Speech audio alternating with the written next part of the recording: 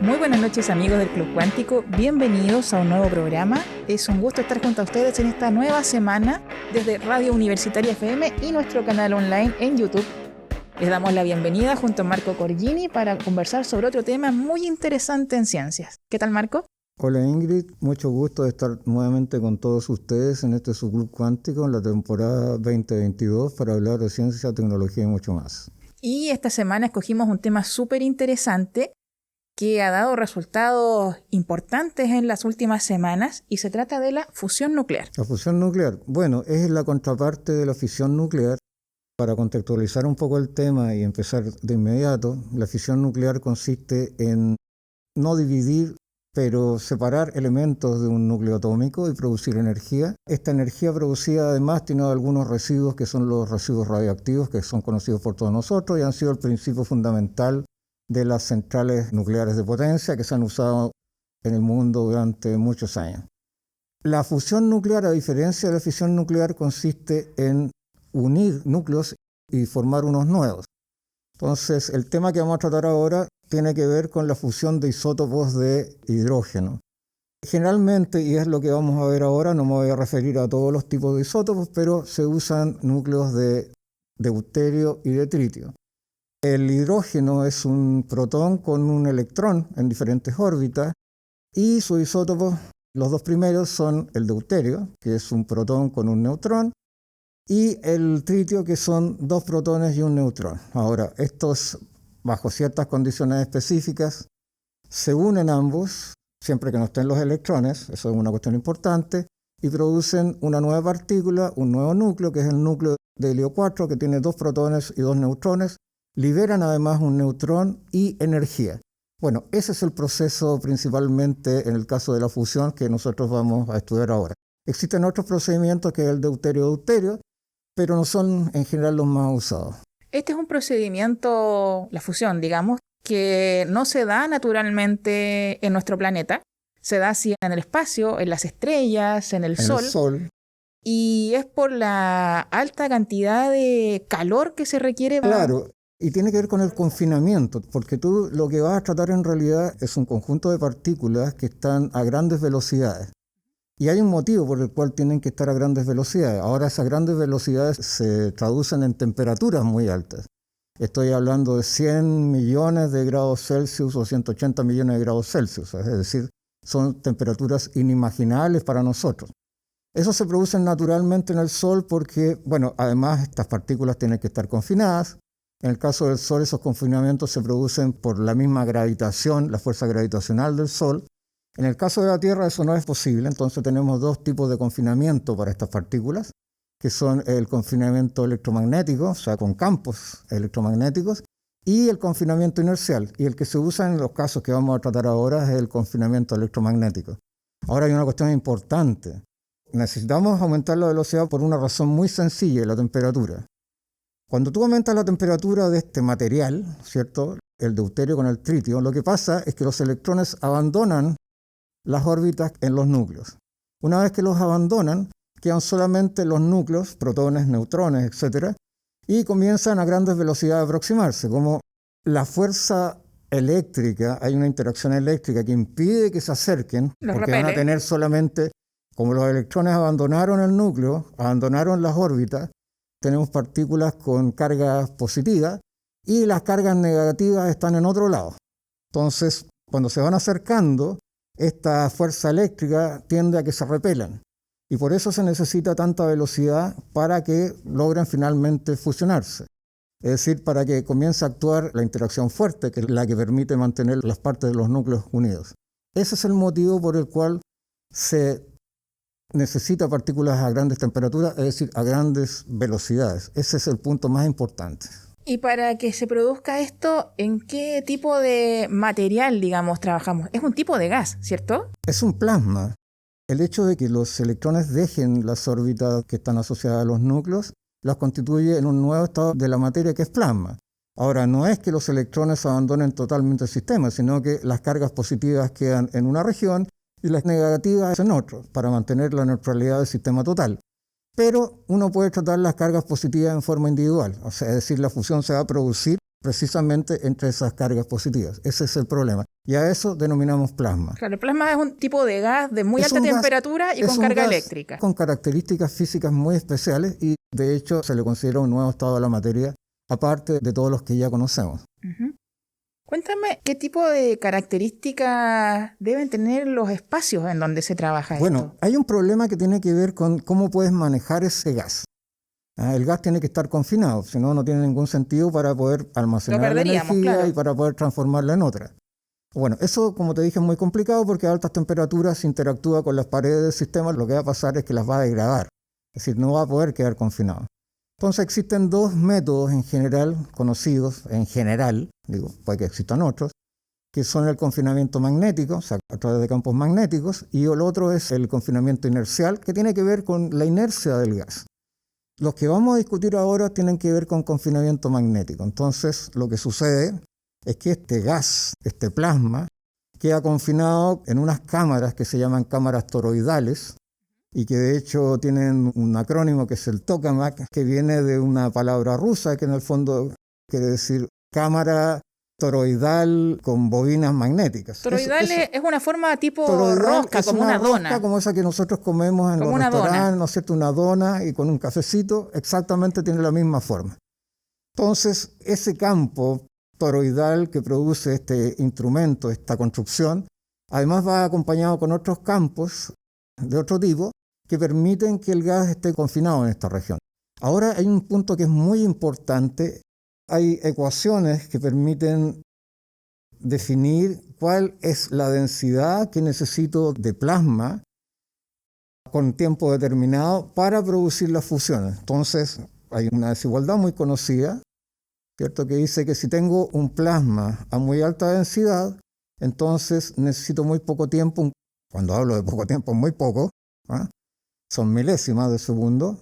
Necesito muy poco tiempo para que se produzcan las fusiones. Si el gas está a baja densidad, entonces el tiempo es mayor. Lo que necesito es que esas fusiones puedan producirse. Si no se produce ese fenómeno, y además si el plasma no es estable, porque tengo que decirlo como todos los gases, los plasmas tienen fluctuaciones importantes, sobre todo en sus fronteras. O sea, donde está el gas, en los espacios finales, en las fronteras, las paredes, se producen fluctuaciones. Y si el plasma no es estable, puede suceder finalmente que termine en las paredes del recipiente y no confinado como se le necesita. Marco, nos estabas dando algunos detalles sobre el tipo de estructura, digamos, en la que se puede trabajar para avanzar en este tema de la fusión nuclear, ¿cierto? Uh-huh. Bueno, existe otra alternativa a estas estructuras toroidales, a los tokamak, que son los confinamientos inerciales, y tienen que ver con la inercia propia del gas. Entonces, una manera de manejar estos sistemas de plasma es tener cápsulas, esferas a veces, de combustible. El combustible está formado por tritio y deuterio, a la cual se le disparan, por decirlo en un lenguaje coloquial, haces de luz láser para que se produzca una implosión, es decir, el gas se reduce, disminuye su densidad, y después explota, se producen las fusiones de núcleos. Recordemos que se transforma en plasma, ¿no es cierto? Los electrones se salen, se transforman en iones. Entonces, cuando ya no hay electrones girando en torno a los núcleos, estamos hablando de iones. Se fusionan estos núcleos de deuterio y tritio, y después de eso, después de que se redujo la densidad, el sistema explota, ¿no es cierto? Y esa es la manera en que se produce energía. Acuérdate que cuando yo te dije que estos procesos de fusión se producían, un neutrón escapaba, que generalmente es atrapado por las paredes del sistema, que a veces es incluso litio o algún tipo de carbón, y además hay una cierta cantidad de energía que tú puedes transformar en energía eléctrica. Ahora, es importante el balance energético. ¿Por qué es tan difícil esto? Porque invertir en energía primero para producir el gas, para producir las fusiones, el costo de producirlas tiene que ser más bajo que el resultado de energía que tú obtienes, porque si no, desde el punto de vista práctico, no tiene ningún sentido usar el sistema de energía sobre la base de fusión. Entonces, lo que se ha estado trabajando y lo históricamente importante aquí es que se han ideado métodos nuevos y tecnologías nuevas que están permitiendo en estos momentos, todavía no en las magnitudes que uno necesita, producir energía en donde ya el beneficio sea superior al gasto. Uh-huh. Les hablábamos al comienzo del programa de una noticia importante que se dio a conocer en febrero de este año y que tiene relación con un resultado que logró el laboratorio JET, que se encuentra en Inglaterra, y es el haber alcanzado durante 5 segundos a producir la fusión y generando 59 megajoules, si no Eso recuerdo es una energía mal. Muy grande, comparada con la del año 97, que fue más del doble. Fue más del doble. Bueno, la palabra JET es muy interesante, porque en realidad es un acrónimo para decir que es un consorcio, es una unión en inglés de entidades que trabajan en el tema. La T es por toroidal Sí. Y JET por joint. Uh-huh. Sin embargo, JET además significa otra cosa en inglés. JET es chorro, así que está muy bien puesto el nombre, sea como acrónimo o sea como una sugerencia para decir qué es lo que estamos haciendo. Son chorros, son cúmulos de plasma los que tienes confinados. Efectivamente, la gracia de este experimento y el resultado final lo que indica precisamente es que a pesar de que duró 5 segundos, la cantidad de energía que se alcanzó, ¿no es cierto?, fue industrialmente razonable, es decir, desde el punto de vista de la aplicación. Ahora, el tiempo que demoró, que se mantuvo estable el sistema, son 5 segundos, pero augura que siguiendo esta misma línea, eventualmente en el futuro tendremos 1 minuto de plasma confinado con fusiones múltiples, infinitas, muchas, miles, millones, y más adelante serán 10 minutos, después será 1 hora, hasta que logremos confinarlos en una planta de energía de fusión que sea tan fuerte y potente que permita iluminar una ciudad completa. Bueno, es decir, esto es incomparablemente superior a cualquier modo de energía que conozcamos en este momento. En ese momento, los 5 segundos para ellos eran súper importantes porque decían que haberlo logrado, aunque fuera por 5 segundos, que a alguno podría parecerle muy poco, para ellos les daba las luces de hacia dónde tenían que ir para seguir mejorando la estabilidad en el tiempo de este trabajo. Y mencionaban que los 59 megajoules era como el equivalente a haber hervido 60 teteras de agua. Claro, haber prendido algunas lámparas, pero es importante porque aquí augura que en el futuro, mejoradas las condiciones de confinamiento, tú vas a poder obtener mucha más energía, o sea, eso es razonable, tomando en cuenta la energía que produce el sol a través de sus procesos naturales, para satisfacer necesidades que son absolutamente urgentes hoy día en la humanidad. Estamos ante un problema energético claro, estamos en una guerra, en medio de un proceso de una guerra, y nos hemos dado cuenta de la importancia que tienen los combustibles y la importancia que tienen los métodos energéticos en este momento. Va a ser peor en el futuro, independiente del cambio climático, etcétera, porque eventualmente nosotros vamos a tener que enfrentar en el futuro, en el mediano o en el largo plazo, desafíos energéticos muy importantes. Aumenta la población, aumentan las necesidades. Esto tiene que ver incluso con la alimentación, etcétera. Y por lo tanto, si no tenemos sistemas energéticos estables, o sea, bastante más estables que los que podría producir la energía solar u otra energía proveniente de los vientos, etcétera, vamos a estar en serios problemas en el futuro, ¿no? Otro tema interesante con este avance del JET es que, bueno, ellos vienen trabajando desde la década del 80, cuando se empezó a construir este laboratorio. Creo que desde el 83, me parece. Uh-huh. A mediados de los 90 habían tenido este avance que fue... Bueno, el 97 fue el que fue en donde menos de la mitad de lo que lograron ahora. Lo que habían logrado ahora, efectivamente. Y se está construyendo además otro laboratorio más grande, más moderno, en el sur de Francia, el ITER. Es otro consorcio. Uh-huh. Y que ya tenía pensado trabajar en los mismos temas en los que está trabajando el JET. Efectivamente, y el consorcio está conformado por Rusia, Reino Unido, entiendo, Japón y otros países. Espero que solucionen sus problemas de tipo geopolítico, porque esta es una necesidad imperiosa para todos. Y va a abrir, como te dije hace unos instantes, un campo futuro impresionante respecto del uso de la energía nuclear. A pesar de que yo vuelvo a insistir, y lo voy a repetir porque creo que lo dije una vez, La energía nuclear de fisión tampoco es una energía no limpia en términos relativos, y no segura. El problema es que se produzca un desastre nuclear, la probabilidad es muy baja si tú tomas los resguardos necesarios. Lo que pasa es que son muy escandalosos y producen, claro, Si hay uno, si es los hay, terrible. son complicados. Mm.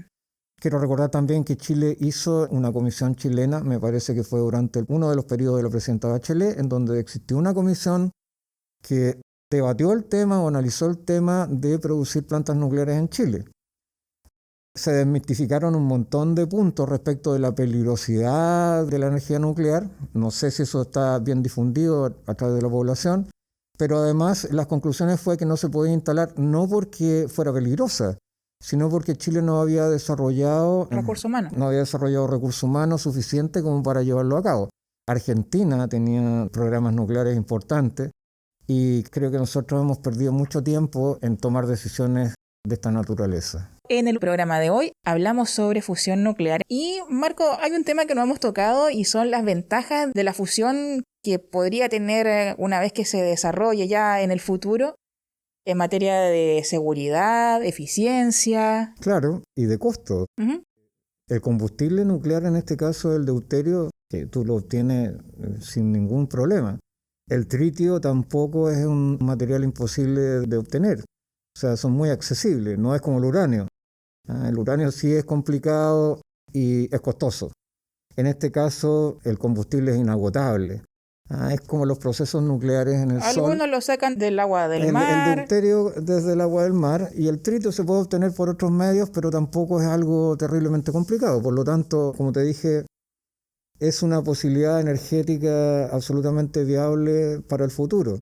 Ahora, viable para el futuro quiere decir, no sé, en 30 años más, 40 años más. No estoy hablando del futuro inmediato, pero este es como el problema de la sequía actualmente. Ahora nos estamos dando cuenta que tenemos un problema de sequía que viene arrastrándose, yo creo, hace 10, 15, 20 años atrás. Es decir, hubiésemos tomado las precauciones necesarias hace 15, 20 años atrás, es probable que hubiésemos podido desarrollar tecnologías que hubieran resuelto el problema del agua antes, sin necesidad de las lluvias. Pero estamos atrasados como siempre. La pregunta es si vamos a seguir atrasados ahora con la cuestión energética. Hay problemas, ¿no es cierto?, para poner empresas hidroeléctricas. Yo no voy a cuestionar ahora cuáles son las razones que se argumentan, pero existen. La energía del carbón también está siendo desechada y la de los combustibles fósiles. Pero tenemos que encontrar sistemas energéticos que sean viables e, insisto, estables y que tengan gran potencia. Y desde mi perspectiva, los que se han planteado ahora, independientes que sean renovables o no son lo suficientes para satisfacer una demanda que va a ser más acuciante de aquí al futuro. Con esto no quiero decir que no sean importantes. Aquí supongo que en el futuro lo que habrá será una mezcla de diferentes sistemas, pero siempre va a haber uno que sea más preponderante sobre otros. Y yo vuelvo a insistir, la energía nuclear es un elemento, es un recurso al cual debemos apelar porque no solamente es inagotable en el caso de la fusión, sino que además la potencia que tiene para producir energía es incomparablemente superior a cualquier otra que nosotros hayamos conocido. ¿Cuáles son los países que han impulsado la investigación y el avance de la... Rusia, se llama tokamak precisamente porque las investigaciones que tienen que ver con estas roscas, que no se comen, pero generan campos magnéticos, el campo toroidal, ¿no es cierto?, fueron desarrolladas en Rusia hace muchos decenios atrás. Yo recuerdo en un instituto que se llama el Instituto Kurchatov de Física, los rusos tuvieron grandes avances en lo que tiene que ver con fusión y estudio de plasma.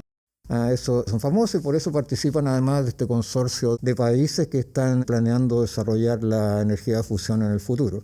Y lo más importante de todo es que no han desechado sus investigaciones. Es decir, esta es investigación aplicada, pero también es teórica, que lleva decenios de decenios, con políticas adecuadas desde el punto de vista de los estados que han entendido que es absolutamente necesario que la desarrollen, no solamente para las armas nucleares, porque quiero aclarar, por ejemplo, que en el caso de las bombas atómicas, existen dos tipos, que son, no sé si la gente lo sabe, pero existen las bombas de fisión y existen las bombas de fusión nuclear. Las bombas de fusión nuclear son las también llamadas bombas de hidrógeno, ¿cierto? Son bombas termonucleares. Y sus mecanismos generalmente funcionan sobre la base. Para producir la fusión, primero producen una pequeña explosión nuclear con una pequeña bomba atómica de fisión, y esa da la energía necesaria para que después se produzca la fusión. Ahora, una bomba termonuclear es mucho más devastadora que una bomba atómica usual, mucho más. Entonces, con eso quiero decir cuál es la capacidad energética, no para la destrucción, no pensando en la destrucción, sino pensando en la construcción, y en diversificar la matriz energética de los países. Sobre todo, diría yo, para los países que están en desarrollo. Yo creo que para nosotros es muy importante el desarrollo de tecnologías de este tipo. Muy bien, Marco, estamos llegando al cierre del programa de hoy. No sé si hay algún tema específico que quisieras agregar. Sí, no, solamente decir que yo creo que respecto a la energía nuclear hay que dejar un poco los apasionamientos y mirar esta cuestión desde el punto de vista científico y desde el punto de vista racional, y poner los pros y los contras sobre la mesa y analizarlos en forma ecuánime. La energía nuclear no es un demonio, ni la fisión ni la fusión, y por lo tanto yo creo que son perspectivas que hay que evaluar hacia el futuro. Muy bien. Los despedimos entonces nuevamente, amigos. Muchas gracias por habernos acompañado. Estamos, por supuesto, desde Radio Universitaria FM y a través de nuestro canal online www.youtube.com/elclubcuántico. Y en 15 días más los esperamos nuevamente. Sí, y vamos a seguir hablando de energía nuclear porque es un tema muy interesante que tiene también otras aristas que son importantes, y quería referirme a un pequeño detalle. Sí, claro. Incluso en esta cuestión que tiene que ver con la explotación espacial, eventualmente en el futuro esto puede ser de una gran utilidad. Así que los esperamos en 15 días más en otro programa de este su Club Cuántico. Muy buenas noches. Buenas noches.